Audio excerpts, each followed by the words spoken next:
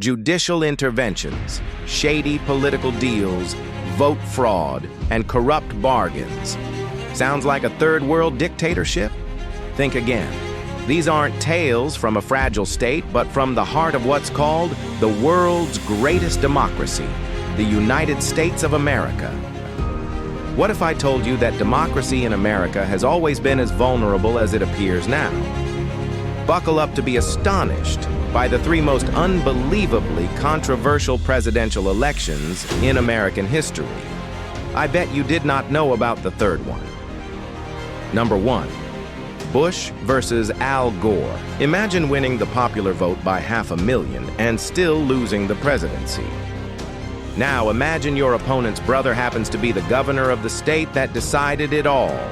Sounds like a political thriller? Think again. This really happened. The presidential elections of 2000 were nothing more than a mockery of free and fair elections and egregiously violated the sanctity of the votes. The polls were anticipated to be a close call between Republican candidate George W. Bush and Democratic Party's Al Gore. Bush was the incumbent governor of Texas, while Al Gore was the vice president under Bill Clinton. As polls closed across the country, the results rolled in. At first, the networks called Florida a crucial swing state for Al Gore. He even called his opponent and asked him to concede defeat. However, twists and turns of the counting process forced him to retract his call for concession. After days of legal bickering over the validity of a few thousand ballots, Bush was declared victorious by only 537 votes. More than 100 million votes cast nationwide, and the fate of the nation was decided by a few hundred votes. But the electoral confusion did not end there. In fact, that's when the real chaos began. When Al Gore filed a case in the Florida Supreme Court against unfair counting, the court ordered a statewide recount of some 45,000 undervotes and accepted some previously uncertified votes that further reduced Bush's lead by only 154 votes. Fearing for his fragile victory, Bush's team took the case to the U.S. Supreme Court. And on December 12th, in a highly controversial 5-4 decision, the Supreme Court halted the recount. They argued that the varying standards for recounting ballots violated the Equal Protection Clause, and with the deadline for certifying electors looming, they effectively handed the presidency to George W. Bush.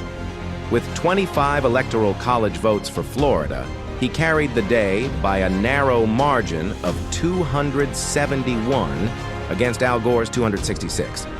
More shocking was the fact that Gore won the popular vote by a margin of 500,000 votes.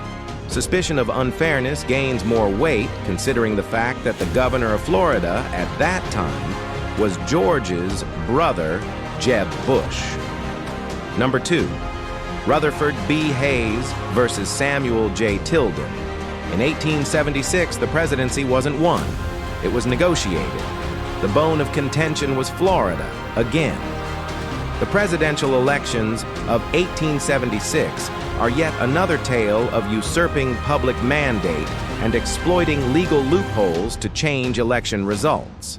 It was a close contest between Republican Rutherford B. Hayes and Democratic Samuel J. Tilden.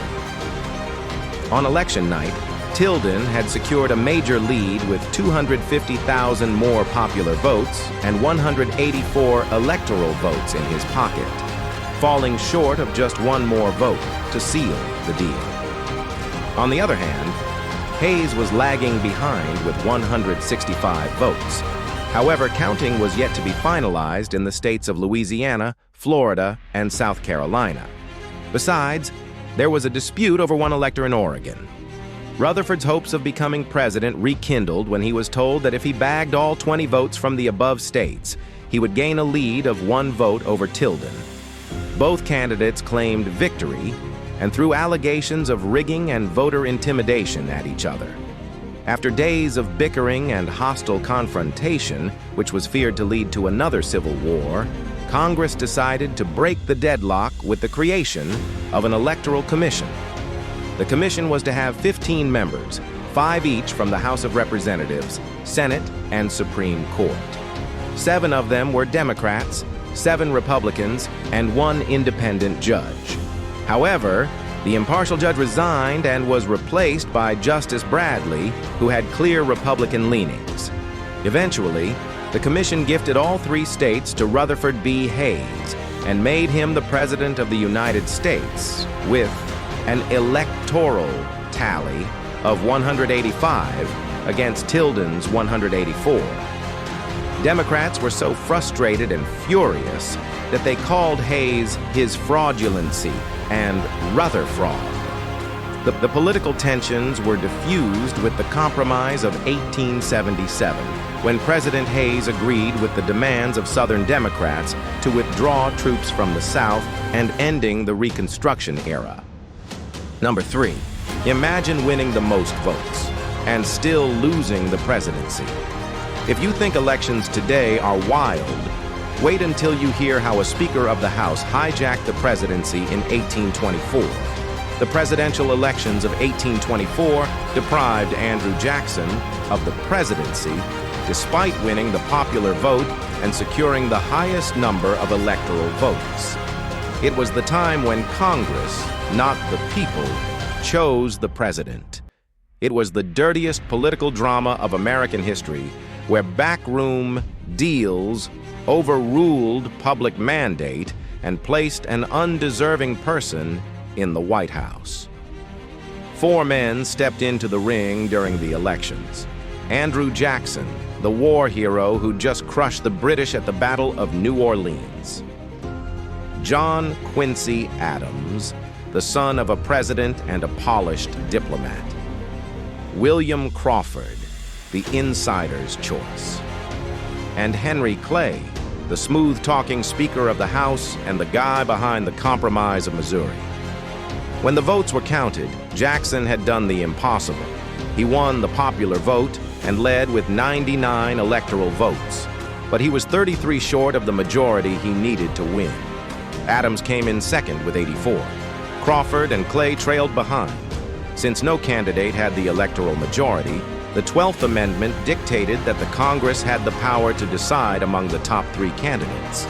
Although Clay was eliminated from the race, he played a crucial, albeit perhaps dishonest, role in determining the outcome of the election.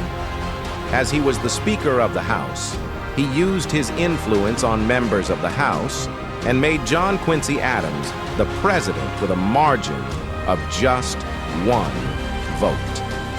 In return, Quincy appointed Clay his Secretary of State.